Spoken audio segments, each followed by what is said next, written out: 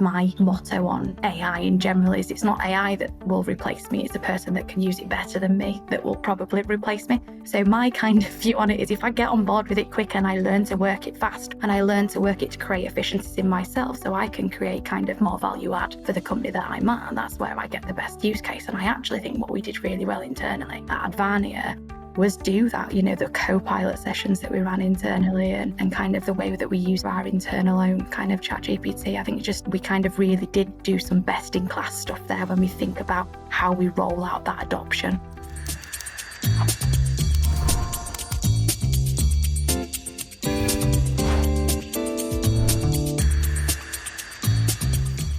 Anna, Rob, welcome to the Technology Boardroom. I'm really excited for today's episode with the both of you and to have a conversation reflecting on ourselves here at Advania as our own first best customer, really. So we all know that there's some pretty universal challenges that all businesses are facing today. So whether that be attracting and developing talent, sustainability, the impact of Gen AI on the workforce, and like all other businesses, we've got those exact same challenges. Just because we're a tech company doesn't mean we find that easy. So kind of what are we doing here at Advania in our respective parts of the business to address that? What have we done well so far? And where do we still have a way to go, just like everybody else? So I suppose before we jump into that, can you tell us a little bit about yourselves and your role here at Advania? Throw to you first, Rob. Yeah, sure. So hi, Robert Smith. So I'm responsible for our relationships and our engagement with our partners. So Advania are a sort of a technology partner ourselves, but of course we partner with a number of other organizations, vendors, and other sort of niche partners that help us solve customer challenges. So obviously Microsoft is the most important partner for us in that regard, but we do have a number of others that we also work with, whether that's for hardware or software or services that sort of really light up and sort of sit on top of that Microsoft stack and really help solve those problems for our clients in the best way. And my role and my team's role is to sort of make sure that all of those moving parts of those different partner organizations and navigating the ever complicated and complex world of Microsoft sort of work as well as they can to make sure that we are delivering that value for our customers at the end of the day. Fantastic. Thanks. Anna? Hi, I'm Anna Worthington, and I joined Advania just at the end of last year as the sustainability lead. It was a newly created role, which really demonstrates Advania's commitment to ESG. And I really work a lot across three main goals. Firstly, to coordinate delivery of our Advania UK sustainability goals. And then I'm also responsible for ESG reporting for Advania UK. As Advania UK is part of the Advania group, there's also a sustainability group based in Sweden, and I work with them, and we're able to really benefit from each other's sort of expertise and experience to drive us further in our respective countries along our ESG journey. Fantastic, thank you. And I suppose I'll round that out with who I am. So I'm Eden Pedley. I kind of head up our workforce strategy and resource management capability in our professional services part of the firm. So I am heavily involved with our early careers talent programme that feeds into our professional services, in how we make sure our resource capabilities are there so we can get our kind of get our staff out to the clients in a good amount of time. So essentially, I suppose to distill that down, I make sure that we've got the right people in the right place at the right time. And that's kind of what I do in a nutshell there. So I suppose, Anna, picking up on what you mentioned, that you've been at Advania for kind of just coming up to a year now in that newly created role, I wonder if you could kind of go a little further in explaining with us and give us some insight into kind of what the first priorities in this role were and how we are moving forward from an ESG perspective.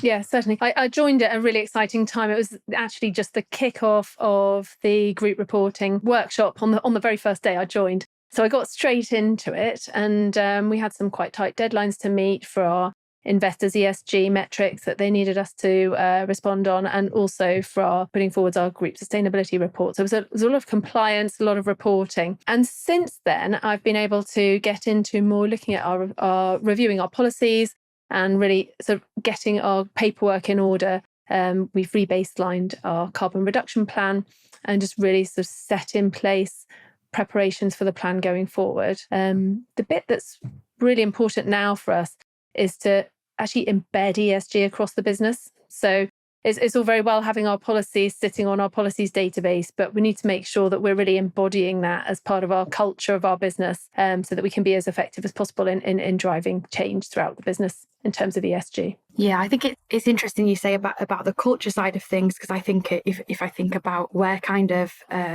what I do for the business is linked in directly to kind of what you do for the business. So as I mentioned, I look after our early years talent program for professional services, and we actually took in our first cohort in May of this year. And interestingly, kind of we know the different generations now, and as we move forward in the future of work, people are much more kind of interested in what their companies are doing. Are the companies doing the right thing? We enter into much more of a social contract with our employer now, and we certainly see that in our early years program coming through. And one of the first kind of outputs that we had from that program was on our kind of week where we get free pizza, payday week. And one of our early years program very quickly realised there was quite a lot of waste and people weren't eating the pizza because no one wanted vegetarian or everyone did want vegetarian, you know, those kind of things, those big problems that we're all dealing with. But what he did do was quite quickly go, okay, so I can use some tech here.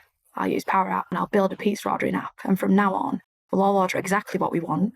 Our office manager can make a sensible decision on exactly what's the right order to put through from the pizza company, and then there'll be zero waste as we move forward. I think that's that piece around it starting to become the fabric and the culture of our business, isn't it? It's not just about reporting, it's about what we do as individuals whilst we're here to help contribute, regardless of how small that kind of impact is. Definitely. And also using technology to drive change. So we're using actually our expertise in technology to improve our carbon emissions footprint eventually. And I think it's you mentioned there sort of those small things as well. It's all of those small little changes, they add up to something big. Sometimes I think we can all be guilty of getting sucked into, or how do we solve these really big sort of monolithic challenges, and they take time. Whereas some of these small things, if you move in that agile way, if you respond real quick and you start using technology where it makes sense to use technology, then you can start to make a difference sort of straight away before you sort of have to deal with some of those big boys that you have to solve later. It's also younger. It's interesting you say that, because it is true that it's sort of been seen that among younger employees, we're really keen that their business is a sustainable business, is purpose driven, and does actually contribute to the wider community, and sort of bigger than just profit generating. So I think that's becoming increasingly important for employees. So it's really important that we provide that, and we tell people the great things that we're doing in terms of sustainability as well, so that we can be proud of what we're doing and know where we're going, know what our goals are. Absolutely. And it's that piece, isn't it, again, about telling people what we're doing, because if we're talking about that early years talent piece, you know, when we're looking at future employers, we quite clearly look at LinkedIn, the content they're putting out, who they say they are on their website. We're much more kind of, they're digitally native, aren't they? And we call them that for a reason, and everything they do is look it up, research it, you know, we see it through social media. I know I do it myself. So it's about that kind of telling people where we are, putting our best foot forward as well, and being our own best customer in that sense of kind of walking the walk and really doing and really making those differences. Definitely something that we see coming through our early years program. It's also something that our customers are looking for. You know, we want to work across our whole value chain with like-minded businesses and like-minded companies who are forward-thinking in terms of ESG. Who are looking at sustainable growth and who treat their workers with respect, who create that sustainable future going forward. So I think that's really important as well as a message to our customers, that that's how we behave, and that's what we expect up and down the other companies that we work with. Sort of that ties really nicely into my part of the world as well, if you like. So I alluded to the idea that Microsoft is sort of our single most important vendor and partner, and they absolutely are. But that word partner is key. So Microsoft have this concept of what they call the Microsoft Partner Pledge, and it's a commitment, a commitment that we have signed up to as an organization, and it's built around these sustainability and diversity sort of milestones and goals, sort of these sometimes lofty statements of what we want to do in the world. So it's built around sort of how do we grow talent in the tech industry, and we are, as much as some people don't like to admit it, we are a tech company, and we need to help grow the talent in that area. How do we sort of enhance and build on that diversity and inclusion message? That's sort of one of the pillars of this pledge. And then finally, how do Microsoft deem it sort of, how do we shape a desirable world? And that covers everything from sort of fairly standard sort of sustainability type activities, but also through to the wrestling with the challenges of sort of AI and the AI wave that we're in at the moment, and how do we develop those AI services and capabilities that work in an ethical way, that are respectful of boundaries, both of people but also of data. And really, this pledge, it was such a natural fit for us as an organization that we were never sort of umming and ahhing over whether we were going to sign this or commit to this, because it's built into our DNA already. But it's sometimes it forces you to challenge yourself a little bit, because some of the things in there are, coming back to what I mentioned earlier, some of the things in there are big. Some of them are big challenges.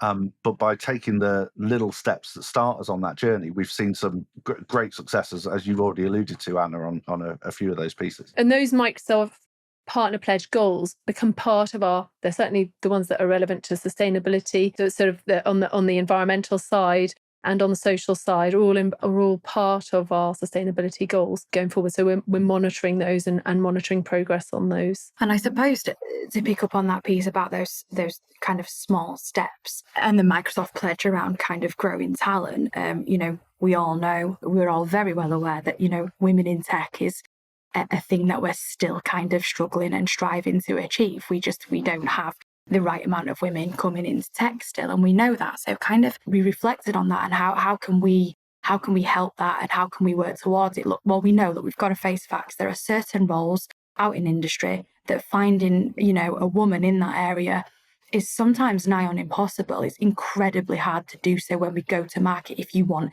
10 or 15 years of experience, because ultimately not very many women have been in that industry for 10 or 15 years of experience, and there's no point shying away from that, right? But where can we impact that? We can impact that with junior talent, and that's what we did when we looked at ourselves in professional services. So if we want a female cybersecurity specialist, we can build one with an early years junior talent scheme.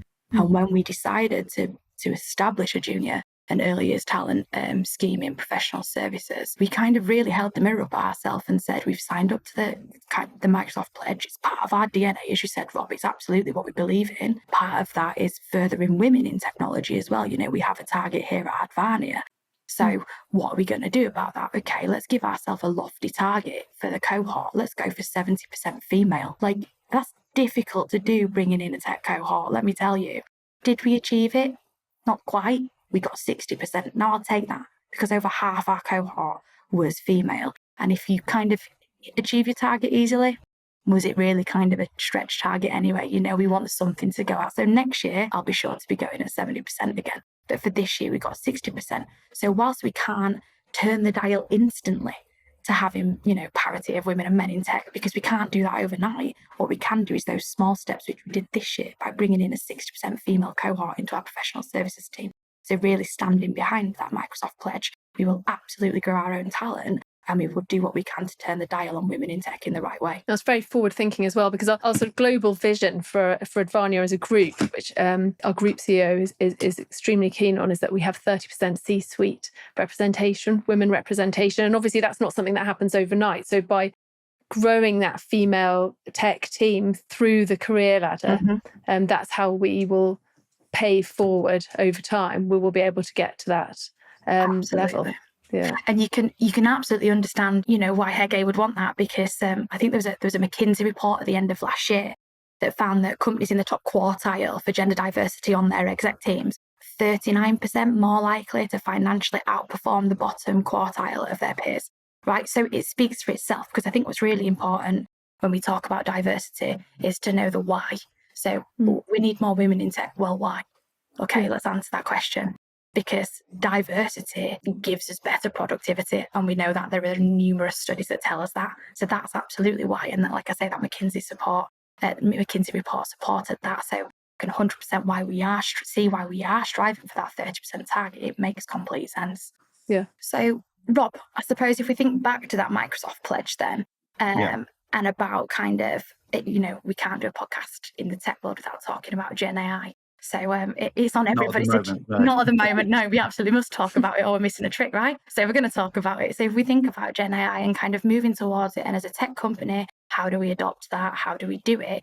what is kind of, I suppose, where do we go on, what is the right way to do it, but also thinking about, and as part of the world, what's the right way to do it in a sustainable way? You're absolutely right. It's sort of the hot button topic at the moment that everybody wants to talk about. And it's easy to fall into the trap of thinking, hey, Advania is a tech company, therefore we know all the answers on this and we can we're going to get this 100% right. But we all know that that's not always true. So we've got some amazing technical people in our organization, absolutely fantastic in delivery and project management and managed service, and some absolutely sort of superstars there. But we also have all of the sort of normal workforce, if you like, that all of our clients and customers have as well. So we've got back office staff, we've got finance users, we've got sellers, we've got HR teams, we've got all of these sort of myriad of people, and some of them are on are further down that sort of technology adoption journey than others. So some of them really relish the idea of this new thing that's coming into the workforce that's going to help their lives be better, and some other people view it as a bit of that could be what does this mean for me? How is this going to affect everything? And then on the other side, from an organizational perspective, we then have this challenge of, well, AI and the rise of Gen AI in particular isn't just a business as usual technology transformation, right? This is a fundamental seismic shift and change in how and where people will work. So the idea of using AI to boost creativity, using AI to take on some of the mundane tasks that are sort of admin intensive or heavy, or that just take up a lot of people's time, or using AI to help solve real problems that would have taken groups of people sort of weeks or months to solve, whereas AI can help sort of pull that together and start to drive some real shift. But it only happens if the organization is willing to approach it with that seismic change, approach it in the way of a seismic change rather than just as a business as usual change. So it's not a Windows refresh that you do every 3 years. It's a fundamental change to how we work as a business. And I think we are, without blowing our own trumpet too hard, we've done a really good job of sort of leading with that. We've sort of pushed out AI capability to 100% of our workforce. Everyone has access to the tools. I think there is still a bit to do to help some people understand how they make the best use of those tools.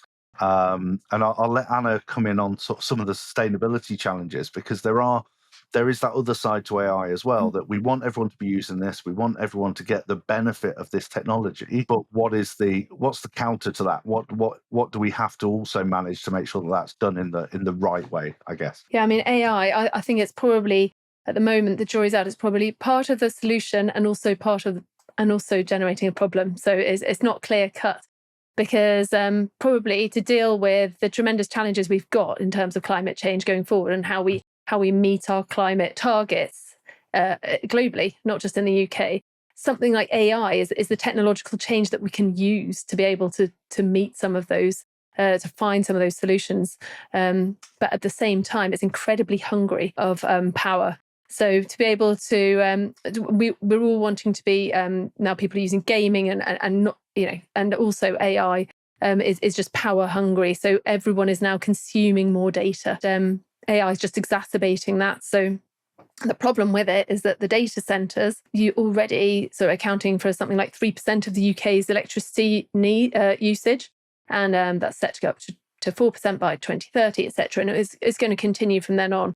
Incredibly hungry of power, but also water. So they generate so much heat that they need a tremendous amount of water to cool down that heat generated by all of the data. There was a great, you might have seen it a couple of years ago. There was a great test by Microsoft where for about 18 months, they sunk a data center off the coast of Scotland and ran it as a self-contained unit under the sea, so that they could take advantage of the natural cooling and without having to do anything else. And it was a really interesting way of going, we know that we need to expand our footprint around data centers. We know that the demand for capacity is increasing.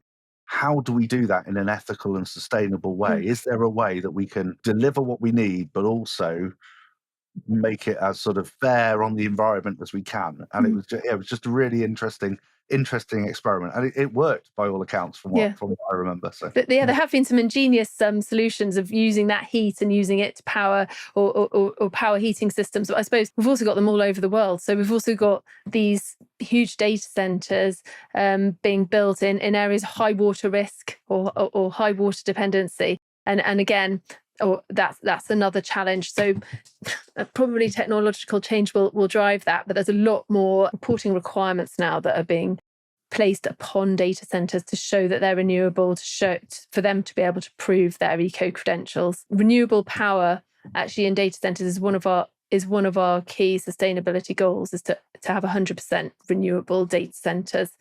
Renewable powered data centers. And I think it will come. I mean, in the UK, we've seen a huge increase in the amount of renewable electricity available. And so the grid is slowly becoming more and more renewable, but it's not happening at the pace that we need it to. Absolutely. And I think so, we're supposed to take that kind of piece around Gen AI and what you said, Rob, about how not to blow our own trumpet, but we've done it well.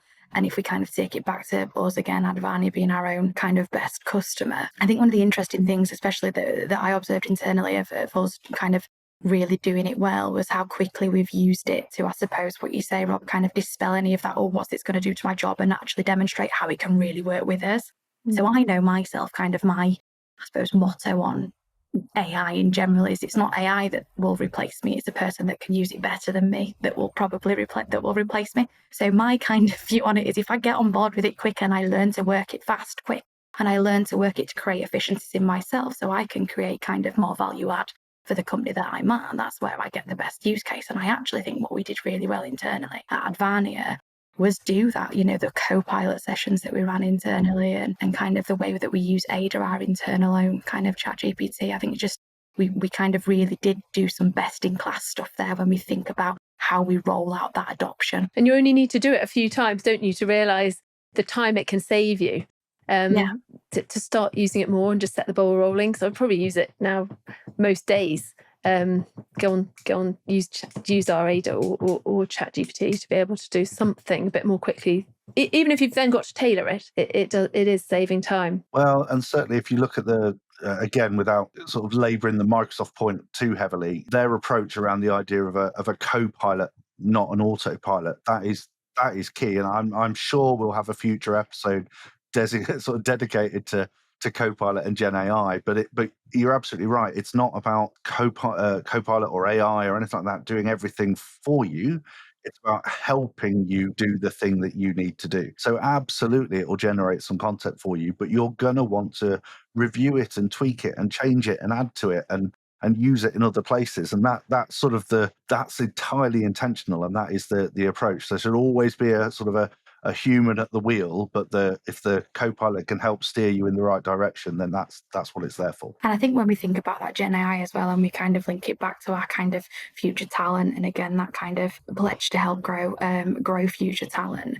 I know certainly the more and more that we see kind of CVs coming through, especially kind of now, you can every now and again see where that Gen AI input is, but I think it's a smart decision to help it write it. It's about that review piece, isn't it? It's about that kind of catching yourself and applying that almost human overlay to the product that it's put out for you to make sure that what we're saying is making sense. But I definitely think more and more so it will affect the talent market if we think about that kind of that talent shortage that we're seeing coming, but the competitive nature of certain roles, early years programs, early talent, graduate schemes, that kind of the way that people are putting together their applications, but also the way that we kind of screen talent internally. I really see AI being something that we can kind of leverage there to kind of help us and kind of sift and understand, and we can do the psychometric testing and make sure that we move towards kind of that skills-based place that we need to be as we move forward. Are you seeing in that early years cohort, are you seeing expectation around sort of AI tools being available to them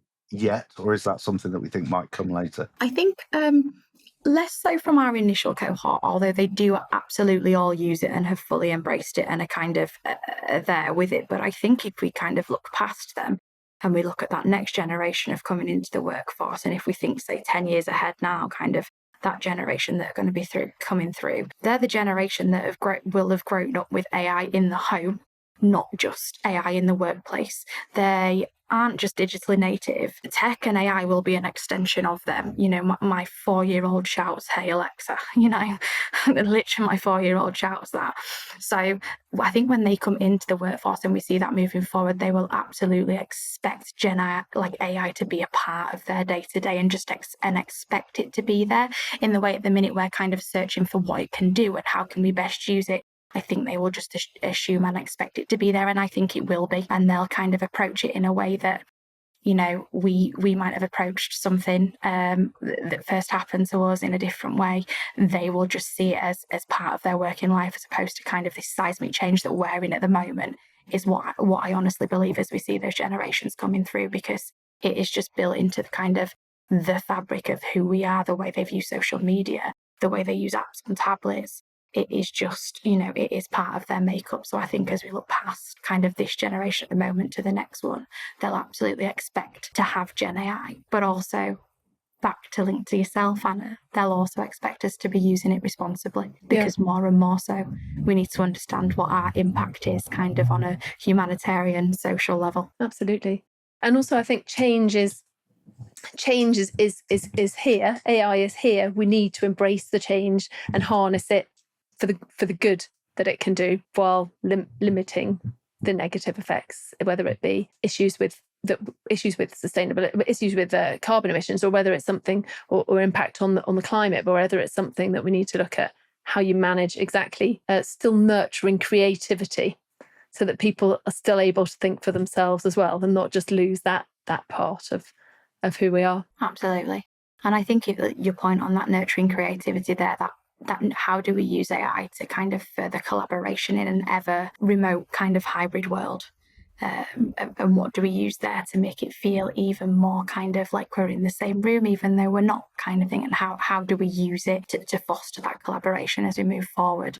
I wonder if Rob, you have any thoughts on that kind of Gen AI in that hybrid remote world? Yeah, so I'm chuckling because I'm well known for having some sort of quite stringent views on the power of remote and hybrid working, because as awful as the pandemic was, when you look at the seismic change that brought again as well, in terms of the way that companies were suddenly forced to work differently and work smarter in terms of how and where their people did their job.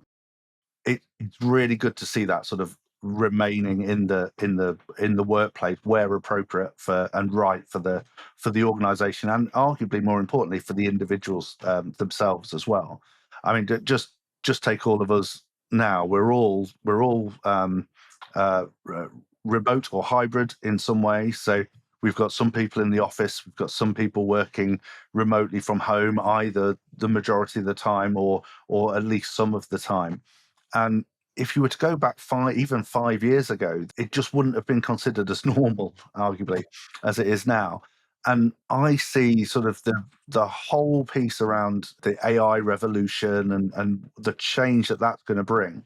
I think that's going to be as big as the change that we've seen in terms of hybrid and remote working. I'm sure, Anna, you've got some thoughts on sort of how that helps solve our carbon footprint and our sort of commuting footprint and all that sort of stuff as well. But I think there's a real opportunity for even more change here, and the organizations, ourselves included, but the organizations that embrace that change quickly and sort of take the first step on that journey, I think, are the ones that are going to be sort of successful and thriving in 5-10 years time. I mean, we work across 6 different office locations in the UK plus South Africa regularly, and yet this Teams is just the most fantastic tool for us to be able to collaborate and work together. I think, having joined the business less than a year ago, it's actually incredible when you think of the links you are able to make, despite not necessarily being co-located with somebody. So the advantages of reducing our business travel and our commuting and our business travel can definitely be seen in our carbon footprint. But I think that it means that every time we do, there's definitely a place for face-to-face meetings. And where it's business critical, it's very important that that continues to take place. But it means that it just takes away a lot of lost time due to travelling. It enables people to work remotely, to have work-life balance. It's great for our workforce that we can be flexible to meet people's lifestyle needs, really, so that they can still work really effectively, but without necessarily long commutes every single day. And I think at the risk of playing devil's advocate there, I think there are some situations in which kind of that in-office is required. If I think to our early years scheme, for example, we work kind of a hybrid policy here at Advania, but we changed how many days we expected our early years cohort to be in the office to 3 days per week, Tuesday to Thursday core days. And the rationale behind that is that we absolutely know, and it is proven in a number of studies, that learning and development at the early stage of your career is done best when you're in person, when you're sat at the side of someone, when you can watch someone across the desk. If we think about what else is really important to successfully kind of nurturing future talent and growing that future talent, it's that cohort mentality. Is feeling like you're part of the culture at the workplace, feeling back like you're part of the fabric of the company. And that's done best through being in person, because that creates a sense of belonging and like you're part of something. So we did change our approach when we looked to move into the early years programme. And I do firmly believe that in this instance, that's where, and I believe that for all future development, there are, I think that there's lots of companies that have gone, actually, we've noticed kind of a change in our graduates when they're not sat in the office. And then I think that opens up that bigger can of worms, doesn't it, on that softer skills, those kind of leadership qualities that you kind of learn from watching other people. I know when I entered the workforce, I worked in a place that was 5 days a week in kind of, all that time ago.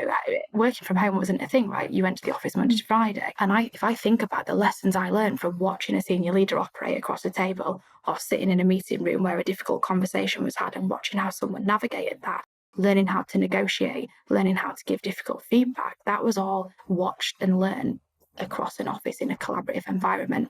Now, I'm not saying that can't be learned online and kind of learned in a Teams environment and learned through other ways. But I absolutely think at the start of your career, when you're trying to develop skills and learn, and for productivity reasons, that being in office, I don't know that if you can substitute that with anything quite yet. I think as people move through the career, and absolutely we'll address that with our early years programme, they kind of, as they step away and they've got those learned skills and they're much more comfortable in their own role, move into that hybrid world that we work in, that does help with our footprint, as you say, Anna, and absolutely is, you are able to collaborate virtually like we are doing now, is the right thing. But I think there are certain things like early years programmes, people at the start of the career, where that in-person experience, I just don't know how you move away from that yet. Yeah, I can't quite remember that far back. It's lost in the midst of time. But I was the same, right? When I first started in this industry, it was 5 days a week, every week in the office, and that was not just the expectation. It was the only way of doing it. There was no other way of doing it. I'm interested as to how have your cohort found that? Have they been sort of really excited and responsive to the 3 day a week? Have they found it a little bit of a challenge? Has there been any pushback on it, or how are they as employees finding it? I think actually they to speak for them, I'll say what the kind of the office engagement scores say, the employee engagement scores say. We actually had quite a lot of feedback that they absolutely feel part of the Advania way because they feel like they fit into the Manchester office community. They are enjoying learning because they can ask someone across a desk. I think we had a verbatim that said, one of the questions was, are you supported at work? And it said, yes, I can ask any colleague in the Manchester office. So I actually think it is well Wonderful. received, because when you're at the start of your career, you want to be able to ask someone, right? And you want to feel like you're part of something. I think we're month 5 already in our first ever cohort in professional services. And look, we are starting to see them coming away from that, but not with the remote working. They're starting to get out on client site, which is fantastic as well, right? Because that's where we learn all those other skills, particularly being a consultant in professional services. But they absolutely are part of created a community in the office. If I look at some of the initiatives they've started a games night. They went to our community gardening social scheme that we do out in Manchester. 2 of them are speaking tomorrow at our workplace safari, in where we bring in a school from the greater Manchester area and we talk to them about being a career in tech. So in just a short space of time, they have become part of the fabric of not only the company but the Manchester office. And I don't think that would have happened if we would have brought them in on a remote programme. I think there's also the issue that certainly when I started out in my career, I don't think I lived somewhere that was particularly appropriate to have sat in a shared house and had a quiet space where I would have had adequate Wi-Fi. So I think, it's not actually open to everybody to be able to work at home necessarily. So it's important to provide that office environment as well. Yeah, and I think that's why it's important that we always consider space that we provide as a company. Are we providing the right space for those people that do want to be in? Because some people are still much more productive in that in-office environment. So yeah, I think whilst we can all agree that kind of Gen AI and as we move forward, the advancements in tech really do help with that hybrid world, and kind of working hybrid is only a good thing for sustainability. There are some things that it is kind of yet to replace. And I think that at the start of your career is that in-person human contact. So I guess on that note, kind of we've covered a real range of topics there. And I think that, each and every one of those, whether that be kind of ESG, our Microsoft pledge, our partnership with Microsoft, Gen AI, kind of junior talent, diversity, whatever that is, are all kind of episodes and kind of further conversations in their own right. But I think we really have kind of had a good conversation around it today. So I think on that note, Rob, Anna, thank you for your time. It has been wonderful speaking to you. Thank you both. Thank you so much, Ian. Cheers.